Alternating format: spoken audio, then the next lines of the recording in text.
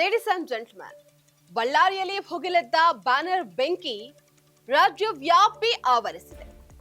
ಸರ್ಕಾರ ವರ್ಸಸ್ ಪ್ರತಿಪಕ್ಷಗಳು ಎನ್ನುವಂತಾಗಿದೆ. ಕೇಂದ್ರದ ಪ್ರಭಾವಿ ಮಂತ್ರಿ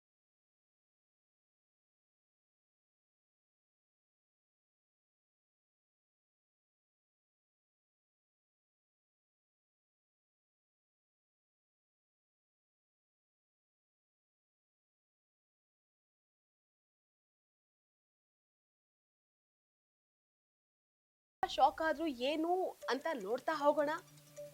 ವೀಕ್ಷಕರೇ, ನೆಲ ಜಲ ಭಾಷೆಗಾಗಿ ಪ್ರಾಮಾಣಿಕ ಪತ್ರಿಕೋದ್ಯಮ. ನೀವು ನೋಡ್ತಾ ಇದ್ದೀರಾ ಫೋಕಸ್ ಟಿವಿ. ನಾನು ನಿಶ್ಚಿತ.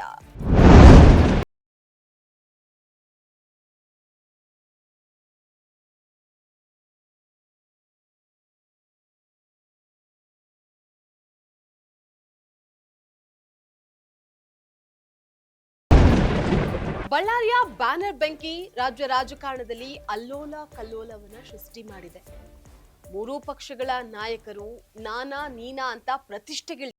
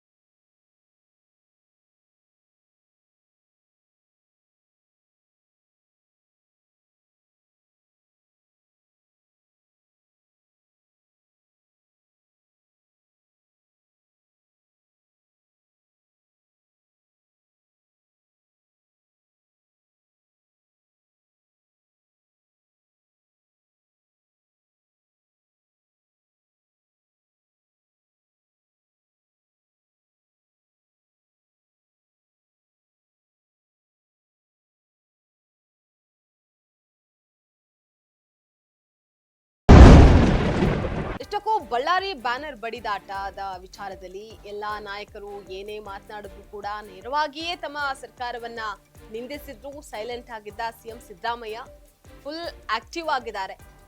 ತಮ್ಮ ಸರ್ಕಾರವನ್ನ ನಿಂದಿಸುವಂತಹವರಿಗೆ ಸರಿಯಾಗಿ ಶಾಕ್ ಅನ್ನು ನೀಡಿದ್ದಾರೆ. ಪ್ರಖರವಾದ ಮಾತುಗಳಿಂದಲೇ ತಿವಿದಿದ್ದಾರೆ. ಅದು ನೇರವಾಗಿಯೇ ಮಾಜಿ ಸಿಎಂ ಕೇಂದ್ರದ ಪ್ರಭಾವಿ ಮಂತ್ರಿ ಕುಮಾರಸ್ವಾಮಿ ಅವರನ್ನ ಮತ್ತಷ್ಟು ಕೆರಳಿಸಿದೆ.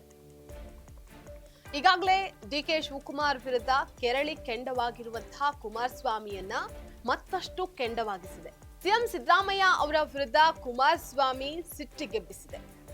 ಈಗ ಸಿಎಂ ಸಿದ್ದರಾಮಯ್ಯ ಅವರು ಕುಮಾರಸ್ವಾಮಿ ಅವರಿಗೆ ನೀಡಿರುವಂತಹ ಕೌಂಟರ್ ಆದ್ರೂ ಏನು, ಅದಕ್ಕೆ ಕುಮಾರಸ್ವಾಮಿ ನೀಡಿರುವಂತಹ ತಿರುಗೇಟಾದ್ರೂ ಏನು ಅಂತ ನೋಡೋದಾದ್ರೆ, ಬಳ್ಳಾರಿಯಲ್ಲಿ ಮಹರ್ಷಿ ವಾಲ್ಮೀಕಿ ಬ್ಯಾನರ್ ತೆರವು ಮಾಡಿದ್ಯಾರು? ಗಲಾಟೆಗೆ ಮೂಲ ಕಾರಣವಾಗಿದ್ದು ಅದೇ ಅಲ್ವಾ?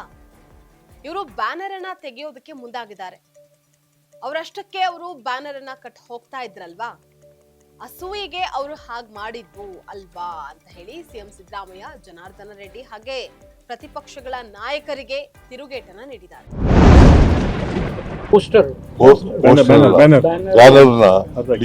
ಯಾರು ಅದೇ ಪ್ರಚೋದನೆ. ಬಳ್ಳಾರಿನಲ್ಲಿ ಗಲಾಟೆ ಆಗ್ಬೇಕಾದ್ರೆ, ಒಬ್ಬ ಸಾಯ್ಬೇಕಾದ್ರೆ ಪ್ರಚೋದನೆ ಮಾಡಿದವ್ರು ಯಾರು? ಅಸೂಯೆ ತಡ್ಕೊಳಕ್ಕಾಗಲ್ಲ ಅವ್ರ ಕೈನಲ್ಲಿ.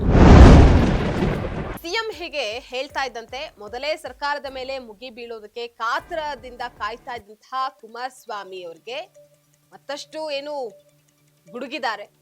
ಕೇವಲ ಬ್ಯಾನರ್ ಗಲಾಟೆಗಾಗಿ ಯಾರಾದ್ರೂ 8 ಸುತ್ತು ಗುಂಡನ್ನ ಹಾರಿಸಿದ್ದನ್ನ ಎಲ್ಲಾದ್ರೂ ನೋಡಿದೀವ ನಾವು ಅಂತ ಹೇಳಿ ಸಿಎಂ ಸಿದ್ದರಾಮಯ್ಯ ಅವರಿಗೆ ಕುಮಾರಸ್ವಾಮಿ ಅವರು ತಿರುಗೇಟನ್ನ ನೀಡಿದ್ದಾರೆ.